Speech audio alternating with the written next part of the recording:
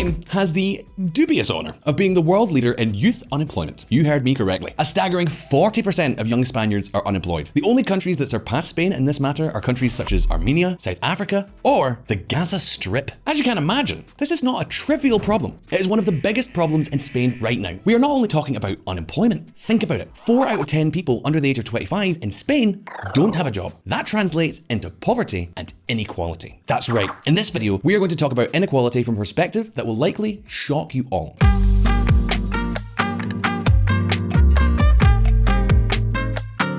It may surprise you, but Spain is the country with the third largest gap between rich and poor in Europe. It only has Romania and Bulgaria to contend with for that top award. You might find this hard to believe, as Spain is a large and generous welfare state. For example, it is a country that takes the gender gap so seriously that it even has a Ministry of Equality. That is to say that there is an entire ministry dedicated to ironing out the inequalities between men and women. We're talking about a topic discussed ad nauseum in the media. However, here are the facts. 26% of Spanish women are at risk of poverty, compared to 24.6% of men. However, let's look at inequality by age. In this case, 30.3% of Spanish children under 18 are at risk of poverty, compared to 17.7% of those over 65. In other words, the real problem in Spain is not inequality by gender, but by age. It's one of the biggest differences in all of the EU. And believe me, we are not talking about a problem. We are talking about the problem. The real elephant in the room that hardly anyone has talked about before. What you are looking at is Saturn devouring his son by Francisco de Goya. You may find it a rather unpleasant image, but based on the data, you could say that Spain's political system is a giant Saturn that is devouring its young to feed a network of vested interests. In other words, the real conflict in Spain is not Madrid versus Catalonia, nor is it men versus women. The real conflict in Spain is between those born between the 1960s, the so-called boomers, and those born since the 1980s, that is, millennials and zoomers. And I know what many of you are going to say. Come on, Grant, since when do you do such a simple analysis on VisualPolitik? Are you really going to tell us that in Spain there is a conflict of millennials versus boomers? Are you really going to tell us that Spain is such an unfair country? Today, we're going to answer all these questions, but first, let's take a look at some history.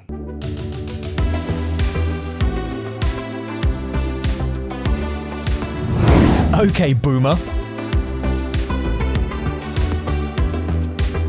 There is a term that is becoming more and more common in Spain, the so-called ninnies. That is, people who neither study nor work. It is increasingly common to find Spaniards who live with their parents until they are 30 years old or even older, though I'm told that's cool for other people too. I'm sure that many of you watching this video from Spain are in this situation or know people who are. This creates a problem if we want to compare the income of millennials with that of boomers. Think about it. Income is usually measured by households, not by individuals. And most of those millennials who have zero income live with their parents, who do have jobs. For this reason, the VisualPolitik team has made its own estimate. This estimate is based on the average salary by age and the unemployment rate. So pay attention to this graph. This will be on the test. As you can see, those over 60 earn, on average, almost 3 times more than those under 25. But this is only an estimate. Most likely, this inequality is much greater because we would have to take into account other income streams such as stock dividends or rental income. To give you an idea, people over 65 years of age have accumulated wealth that is up to 5 times greater than those of 35 years of age. We are talking about the same level of inequality that exists in the United States. That's right, the United States is a country known for having huge inequalities. Well, when it comes to the generation gap, Spain has a similar problem to the United States, or maybe even worse.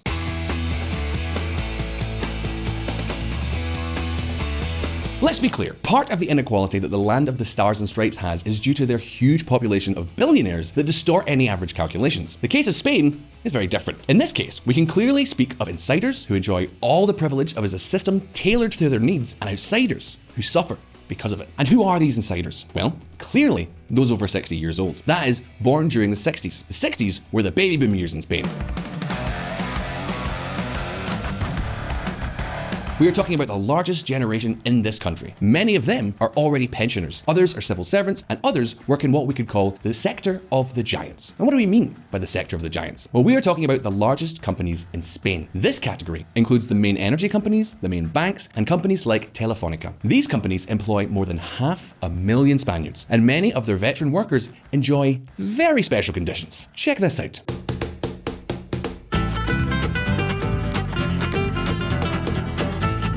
Money for nothing.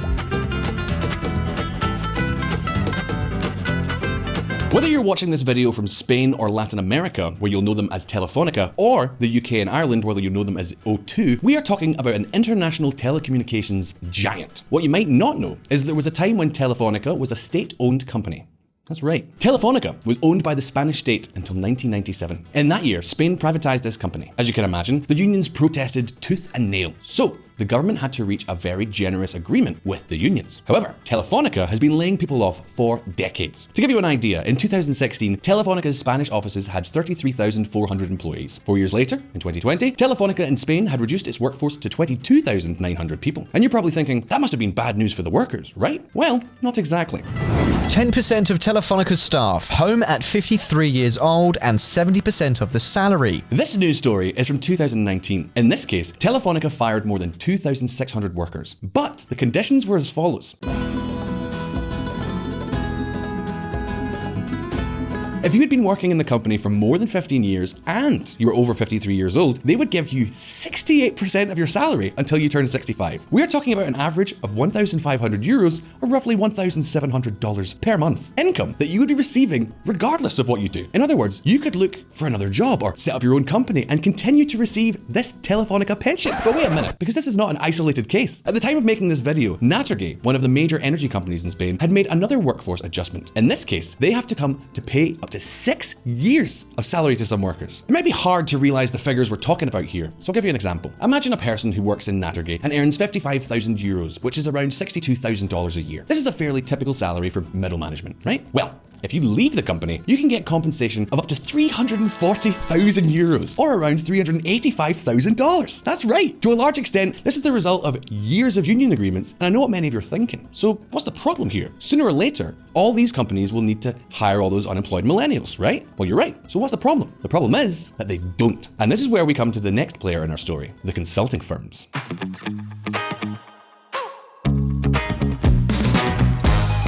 Imagine you're a manager at Telefonica. Hiring a new employee is a huge risk. If you want to fire him or her, you could end up paying hundreds of thousands of euros. Isn't there a cheaper solution? Yeah, and that solution is consulting firms. In other words, they don't hire workers directly. What they do is pay a company to hire them. That company has not signed any agreement with any union, so it can hire and fire people without having to pay these $1 million severance payments. In other words, if you go to a Telefonica office on any given day, you'll find a lot of young people working. But from a legal point of view, the employer of these people is not Telefonica, but a much smaller company. And this all helps explain this graph.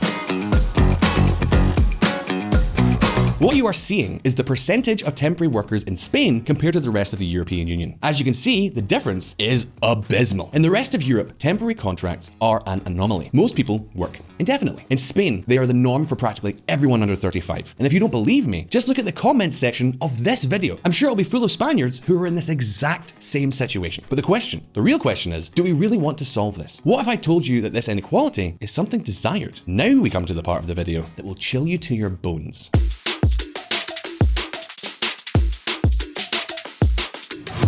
The Industrial Reserve Army.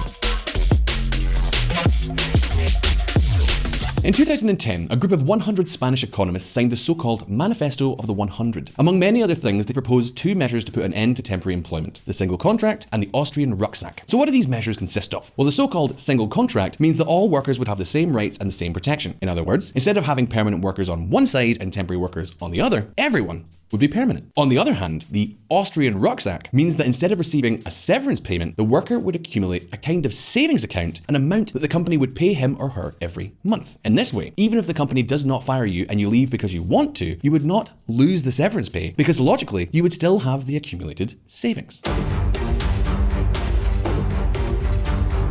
And I know what you're thinking. This proposal seems like a classic proposal that a trade union would promote and an employer would criticize, right? Well, here comes the real surprise. Yes, Spanish politics can be very polarized. It seems impossible to reach any consensus. However, in 2012, both the left and the right were able to reach an agreement. Everybody said no to the single contract.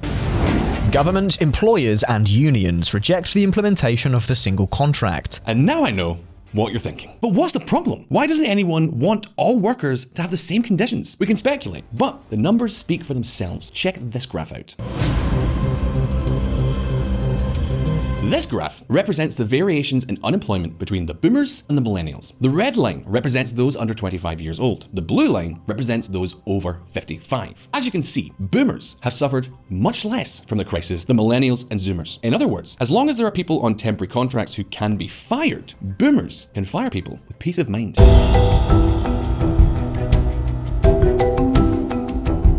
Think about it like this. Let's imagine again that we are a manager at Telefonica and we have to make staff cuts. We have to reduce costs and we have to lay off, say, 2,000 workers. If they all have the same type of contract, we will try to fire the less productive ones, right? However, with the current legislation, firing a boomer could cost us 200,000 euros or $225,000, while firing a millennial is cost-free. Conclusion? Before firing a boomer, you fire the millennial. And you might be thinking to yourself, this surely can't all be intentional. Is VisualPolitik really saying that the whole Spanish political system is designed to squeeze out the young in favor of the over 50s? The truth is that you've only seen the beginning. Have you ever heard of the redistribution of wealth? Do you really think that in Spain those who have more pay more? Well, this might surprise you.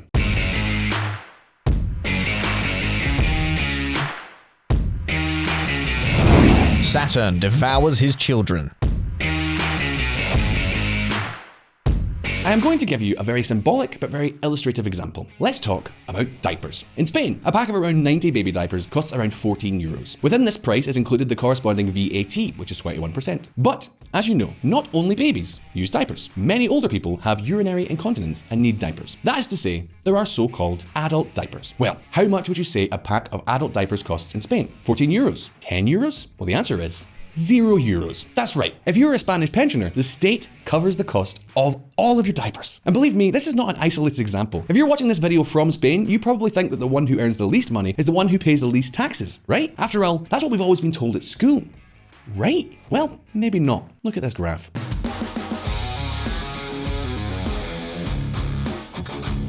You can rub your eyes all you want. The poorest quintile of Spaniards pay a higher percentage of tax than the other two quintiles. In fact, the difference between the taxes paid by the poorest quintile and the richest is a mere 10%. And yes, that poorest quintile is also the youngest quintile. All this is explained by taxes such as VAT or social security contributions. By now, many of you are probably really outraged, but we're not done yet. Because the question is not just how much taxes are paid, but where is all that money going? I'd like to tell you that tax money goes to pay for roads and schools and hospitals, but the reality is that Spain's main item of expenditure is pensions. To give you an idea, pensions account for 36% of all state budgets in 2021. Pensions, the biggest problem of the entire Western world. As you know, Spain and many other European countries have a huge problem paying pensions. But Spain also has something very peculiar. Pay attention to this graph.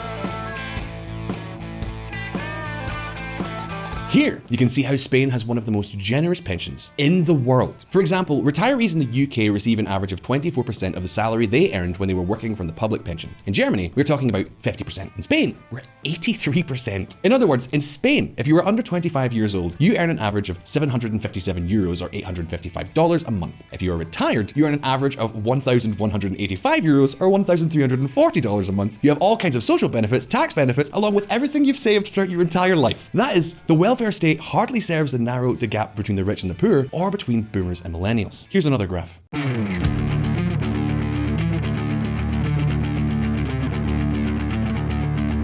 As you can see, Ireland, which is a country famous for low taxes, is the country where the state plays the most active role in reducing poverty. Spain is among the 4 states that reduce poverty the least. And take note, because in Spain, all politicians are practically in line to follow the same path. The government raises pensions by 0.9% and minimum pensions by 1.8% by 2021. It will cost almost 1.5 billion euros. Casado asks if salaries will be frozen and warns pensions will not be touched. And the consequence of those two news stories is this one. The government raises the self-employed quota by up to 24 euros in the midst of plummeting economic activity. That's right, politicians in Spain are raising taxes and pensions. These hikes largely affect lower incomes, that is, millennials. And all that money is going to the pockets of the highest earners, that is, boomers. Think about it. We are talking about the largest group in the whole country. The over 50s make up 40% of the total population, and they have higher voter turnout rates than younger people. In other words, they are the group of voters that no politician would want to upset. Almost all political campaigns are directed towards them. And we're not just talking about political campaigns. Fast-moving consumer goods companies are starting to take note. So if you live in Spain, you can get used to seeing a lot of ads aimed at this group. Seniors are the real consumers of the future, autonomous and entrepreneur. So the question now is over to you. Do you think that one day these inequalities will be fixed? What could incentivize a politician to put Saturn on a diet so he stops devouring his children? And even more importantly, what options are left for a millennial in Spain, apart from becoming a door-to-door adult diaper salesman? You can leave me the answers in the comments below. And as always, don't forget that here on VisualPolitik, we release new videos every week. So subscribe to this channel and hit the little bell button down there so you don't miss any of our updates. If you like this video, like it so that we know, and I'll see you next time.